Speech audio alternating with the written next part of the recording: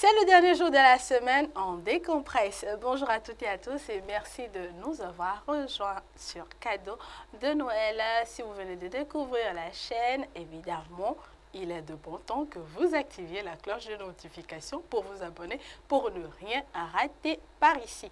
Alors aujourd'hui, Cadeau de Noël, nous allons parler des personnes mariés. Oui, évidemment, hier nous avons parlé des jeunes, nous avons parlé des fiancés.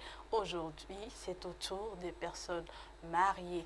Comment peuvent-elles vivre ce temps de l'Avent? Et si éventuellement la flamme, elle avait arrêté ou elle avait cessé de bien briller, comment faire pour raviver cette flamme-là durant ce temps de préparation pour accueillir l'enfant Jésus? Pour en parler, je reçois à nouveau le Père Geoffroy Anangonga. Il est le notaire du tribunal ecclésiastique de première instance de Cotonou.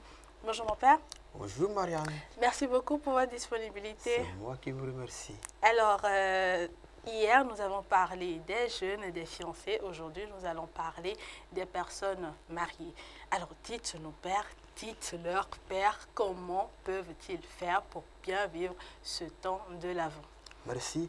Quand on parle de personnes mariées, on entend deux personnes qui s'aiment. Oui. Quand nous parlons de l'amour conjugal, Oui. un homme et une femme qui s'aiment.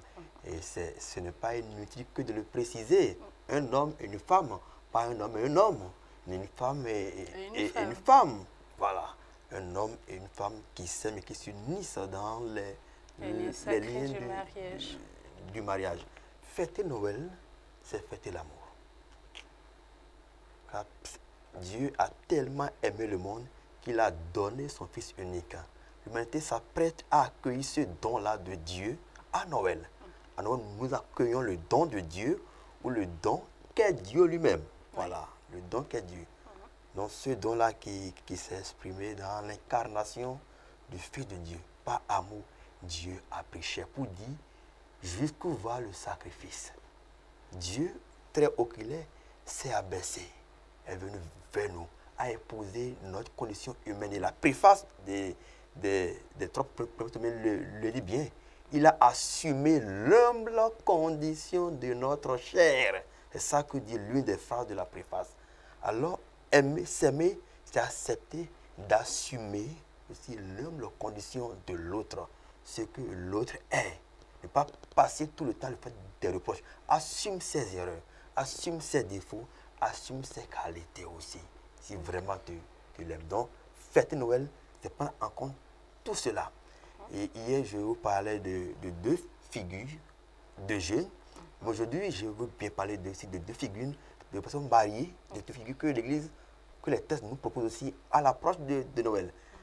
La figure de Zacharie, la figure d'Élisabeth.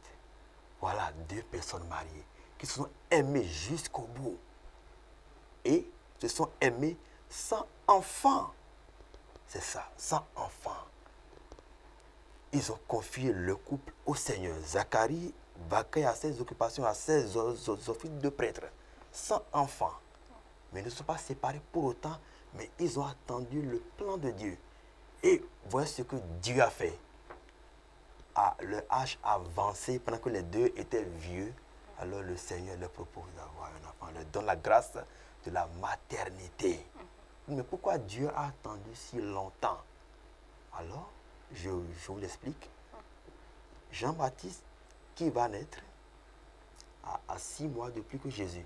Car quand l'ange Gabriel est allé annoncer à Marie qu'elle serait Marie Sauveur, il dit, mais ta cousine Elisabeth est enceinte et en est à son 6e mois. Ouais. Donc je dis, il y a 6 mois d'écart d'âge entre Jean-Baptiste et Jésus. Dieu a attendu tout ce temps-là pour donner un enfant à Elisabeth, pour que l'enfant d'Elisabeth soit contemporain, soit si proche de Jésus.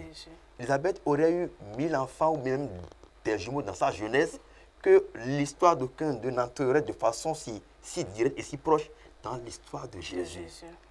Je pense que c'est génial, c'est tellement beau.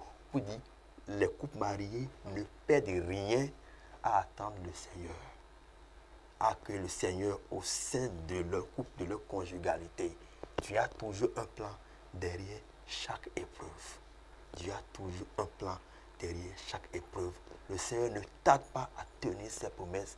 Chers mariés, attendez le Seigneur. D'accord. Alors, mon père, Dieu a toujours un plan pour nous. Derrière chaque épreuve. Derrière chaque épreuve, mais justement, face à ces épreuves-là, le risque est fort aujourd'hui, à notre époque, de délaisser son épouse, de délaisser son mari, de tourner dos, de manquer aux obligations, de manquer aux promesses faites le jour du mariage. Alors, de façon concrète, qu'est-ce que vous proposez aux mariés, justement, pour pouvoir raviver la flamme dans leur couple, pour pouvoir tenir face aux épreuves qui se présentent à eux? De façon concrète, Oui. qu'est-ce que je propose aux mariés, aux époux, à ceux qui sont nés? C'est s'exercer à s'aimer. J'aime dire, on se marie, pas nécessairement parce qu'on s'aime, mais on se marie pour apprendre à s'aimer. Pour apprendre à s'aimer. On se marie pour apprendre à s'aimer. On se marie pour relever le défi de l'amour. Car l'amour pour Dieu est un acquis, mais pour nous, c'est un défi. Alors les mariés s'engagent, se marier, c'est s'engager à relever ce défi-là, qu'est l'amour, bien sûr, pour les hommes. D'accord. Et dans les actes concrets, au quotidien, que peut-on faire? Je suis mariée, j'ai mon époux à côté, j'ai mon épouse à côté. Que puis-je faire? En ce temps d'avant, cher monsieur, allez acheter des jouets pour vos bébés, pour vos chéris. Chère madame, achetez aussi des jouets pour vos chéris. Des jouets pour Pourquoi nos chéris? ne pas acheter une poupée pour madame et lui rappeler l'âge où elle était encore bébé? Pourquoi ne pas acheter une voiturette pour monsieur vous dire, bébé, voici pour toi Papa Noël? Ça fait rire. Oui. Ça fait rire. Pourquoi les époux ne peuvent pas dans la chambre faire caleta? Que papa fasse caleta à maman.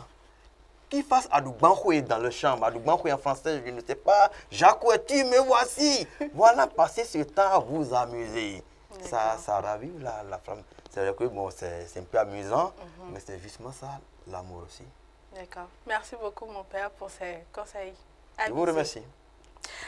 Alors, chers internautes, voilà les conseils, voilà ce que vous propose le Père Geoffroy. Alors, n'hésitez pas à acheter, à faire un tour dans les rayons de jouets pour acheter de quoi voir un sourire sur les lèvres de votre conjoint. Ce sera tout pour ce numéro de cadeau de Noël que je vous remercie, que toute l'équipe de réalisation vous remercie d'avoir suivi. Portez-vous bien, pensez à quoi offrir à votre conjoint, pensez à comment bien vivre ce temps de l'Avent ensemble et que la paix de Dieu soit avec vous. À demain pour un nouveau numéro de cadeau de Noël.